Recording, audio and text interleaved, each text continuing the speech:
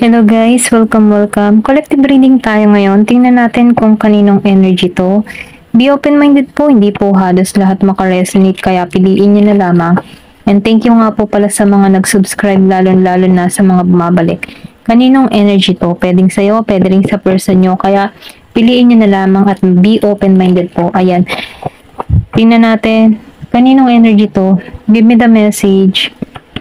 Kaninong energy to? Give me the message. Kaninong energy to? Excuse me po.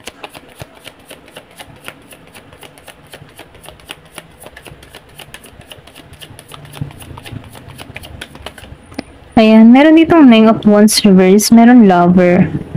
So, nafe-feel ko dito, no? Meron dito pagbabagong magaganap. May makikipagkasundo dito. Okay, ito na yung nararamdaman ko. Kumbaga yung isa, meron ditong bumaba na yung pride. Yung bang tipo na galit siya before, pero ngayon, ang kakaroon na to ng realization, ibinababa niya na yung kanyang ego dito. Ito na yung nakikita ko sa Nine of Wands. Then dito, no, sa Eight of Wands, nakifeel ko ditong may pagkilos tong gagawin. Then lumabas ang Three of Wands. Meron dito pa rin, yung bang tipo na may bumababa dito yung ego pero yung isa ay nananatili na hindi. Kumbaga, matigas pa rin siya. Ayan. Yung isa, ayan, sorry. Yung isa dito, no, nafe-feel ko dito na yung isa bumaba na yung ego and yung isa ay nagmamatigas. Kumbaga, maybe matindi yung ginawa nung person ito dito sa Three of Wands. Pero nafe-feel ko dito na hindi pa nito. Kailangan yung isa bumawi dito sa Three of Wands. Kung ikaw man yung dito na may atraso, no, nafe-feel ko dito na kailangan mo tong yung bang tipo na suyu-suyuin, ganyan. Okay, ito lang yung nakikita ko. Meron ako nakikita ditong Aries, Leo, Sagittarius, Gemini. Malakas ang fire sign. Pwedeng meron kang person na fire sign or pwedeng ikaw ito. Okay? Give me more information. Or pwedeng nasa birth chart mo to or sa birth chart ng person nyo. Kung alam mo yung kabuuan ng birth chart ng person mo, ikaw yung tinutukoy ko dito. Pero ganun pa man ano, energy yung binabasa natin dito. Kung feel mo na para sa'yo to, okay, i-claim mo. Okay, ito na yung nakikita ko. Give me more information. Meron dito na magiging ng malaya sa sitwasyon. Ito na yung nakikita ko. Meron ditong Sagittarius. Talagang lahat ay fire sign, okay?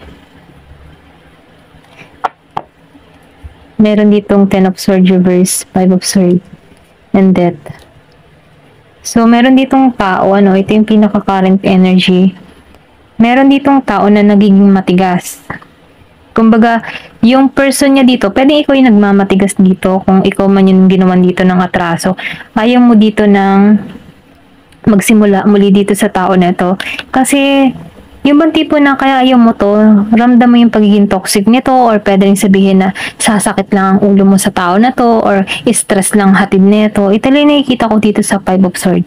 Pero ganun pa man ano, dito sa Ten of Swords reverse, ganun man yung tingin mo sa tao nito. Pero nararamdaman ko yung pagbabagong nagaganap dito.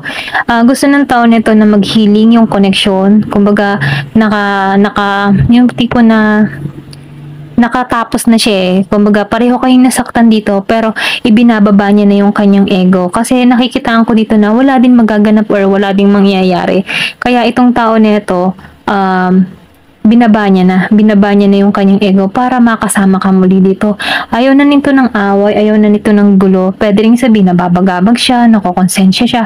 Kaya itong tao nito, no, gusto na nitong makipagkasundo sa iyo dito. Or pwede rin sabihin sumasakit na yung ulo ng tao nito kaiisip. Pero ganun pa man, ito yung gusto niya mangyari para matapos na yung paghihirap niya dito sa Five of Swords. Gusto na nitong maayos na kayo dito sa Ten of Swords reverse. Ito lang nakikita ko, kaya lang dito, meron ditong tao na ayaw pa magsimula. Kumbaga, meron ditong bumaba yung ego at yung isa naman ayaw talaga. Maybe matindi yung ginawa kaya ayaw niya. Okay? Hindi naman natin mapipilit ang isang tao pag ayaw, okay? Ito lang yung nakikita ko. Then, tingnan natin dito kung bakit lumabas tong Nine of Wands. para tayo ay makasigurado ano, sa mensahe. Kasi nafe-feel ko dito yung pagmamahal eh. Meron dito matindi pa rin yung pagmamahal sa'yo. Pagnanais na makasama ka. Ayaw na nitong makipag-away sa'yo. Gusto na nitong maayos yung connection. Okay, gusto niya nang malaya sa kanyang nararamdaman, sa kanyang emotion. Kaya lang dito, meron ditong tao na ayaw makipagkasundo. Okay, meron ditong action. Hindi may mga information.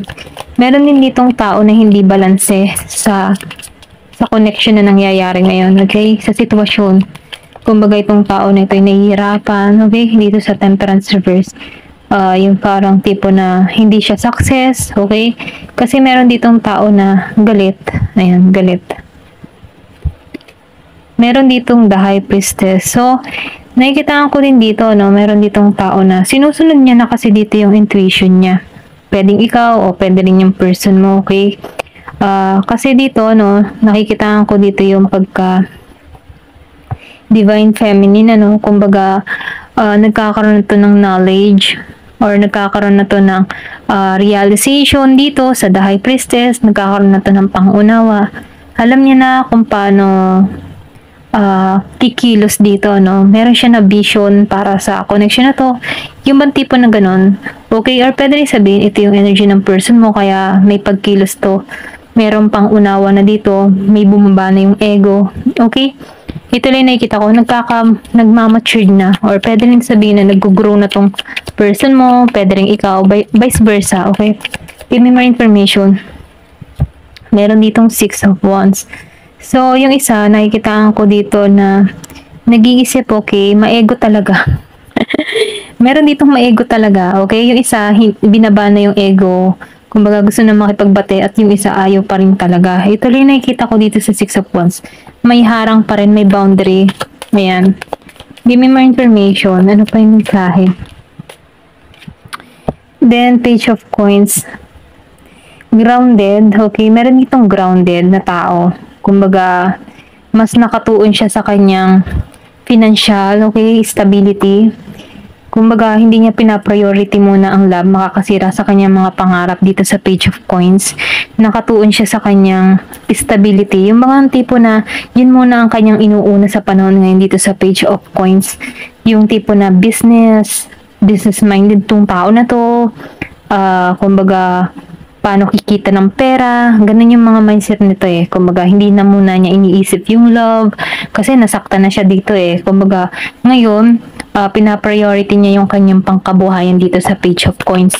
Kung ikaw man to o yung person mo dito, okay? Excuse me. Give me more information. Ano pa yung mensahe? Nakita kong 888. So, nagpapahiwatig to na meron ditong abundance, prosperity. Okay, kung sino man to, no? Pwedeng ikaw to. Okay, ito yung mensahe sa'yo. 888, abundance, prosperity yung naghihintay sa'yo dito. Kasi lumabas pa yung the sun. Okay? Nakikita ko dito, ano, na meron ditong naging energetic. Kumbaga, nabangon niya na muli yung kanyang sarili dito. Kumbaga, na-feel ko dito yung passionate siya sa kanyang ginagawa. Energetic, masaya siya. Okay, yung motibo na independent siya, masaya siya kung ano yung meron sa kanya. Okay, hindi siya naghahanap dito, alam niya yung standard niya dito, alam niya yung value niya para sa kanyang sarili. Kumbaga itong tao nito, okay lang kahit wala siyang kapartner dito kasi kaya niya yung i-handle yung kanyang sarili dito sa Queen of Wands. Okay, then dito no, sa The Sun, sinasabihan ka dito no, na yung tagumpay ay naghihintay sa'yo dito. Meron din ako nakikita dito merong partnership na patungo sa'yo kung naghahanap ka kasi meron ditong the lovers eh. Or pwede rin sabihin ito yung gusto mangyari ng person mo dito, maging masaya kayo, maging matagumpay, hindi to nawawala ng pag-asa sa connection na to. Open siya or pwede rin sabihin na mag-o-open na to sa'yo, okay, may pag-usap na to. Yung bang tipong masinsina na usapan. Okay, pero ganun pa man, ikaw yung tatanungin dito. Or pwede sabihin energy mo to, gusto mong makausap yung person mo. Yung tipo na magkaintindihan, okay, magkaunawaan, ganun. Gusto ng pagkasundo. Kung ikaw man yung may atraso, no? Meron ditong gustong makipagkasundo. Pero yung isa dito, may ego eh. Ayan. Meron ditong 4 of Wands reverse. So, nakikita ko dito, no, na Um, Meron ditong ayaw sa koneksyon nyo. Ito lang yung nakikita ko. Ito yung naging dahilan. Okay? Yung ba tipo nasusulsulan ng family. Okay? Ito lang yung nakikita ko. Or pwede rin sabihin meron tong problema sa family niya. Ayaw sa'yo. Or pwede rin ikaw ayaw ng family mo sa kanya. Merong involved na family. Ito lang yung nakikita ko dito sa Four of Wands. Kung bakit nagkalayo din kayo dito. Meron ditong mga taong involved. Ayaw kayo sa bawat isa. Ganyan.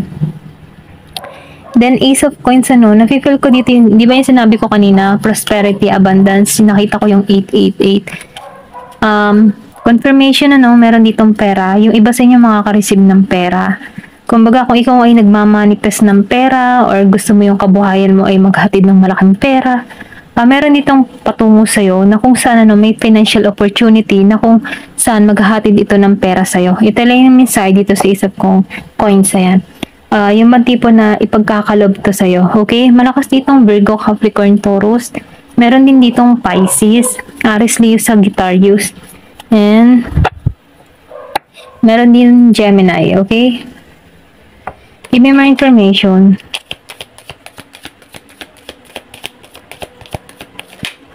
Ayan. Meron ditong Queen of Swords. Yung iba naman sa inyo, nafe-feel ko dito na masyado mong pinoprotektahan yung sarili mo. Ito lang yung nakikita ko.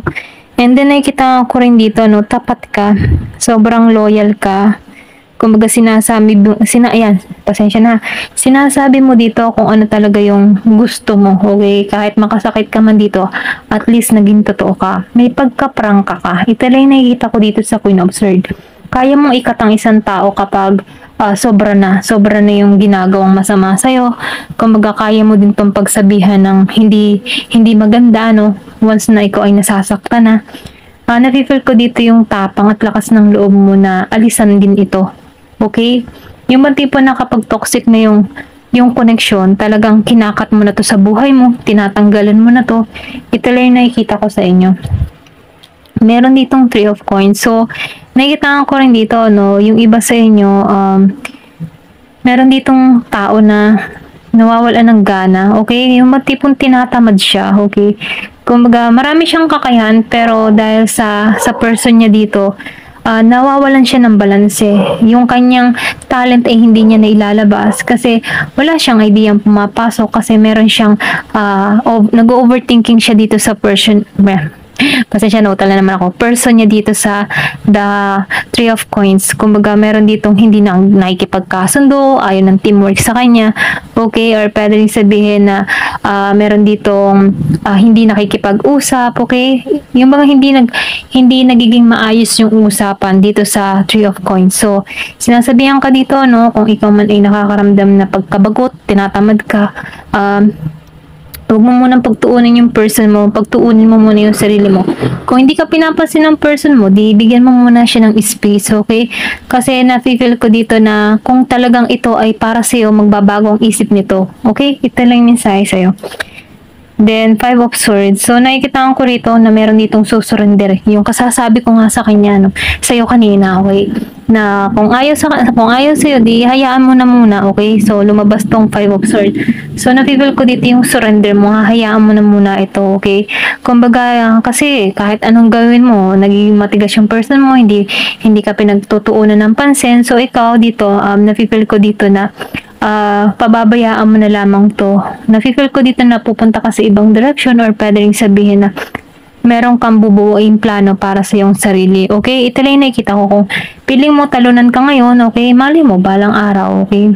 Ikaw naman yung nasa taas dito. Ikaw naman yung hinahabol dito. Ito lang nakikita ko. Kung mayroon kang person na sobrang maego, hindi ka pinagtutuunan ng pansin, di palayain mo muna itong tao na ito, okay? At magtuon ka kasi hindi naman palaging negative yung parating sa meron ding darating sa buhay mo. Kung hindi talaga ito iuukol para sa'yo, meron dyan bubukol para sa'yo. Okay? Ito lang yung mensahe sa'yo. Thank you for watching and love and peace. Okay?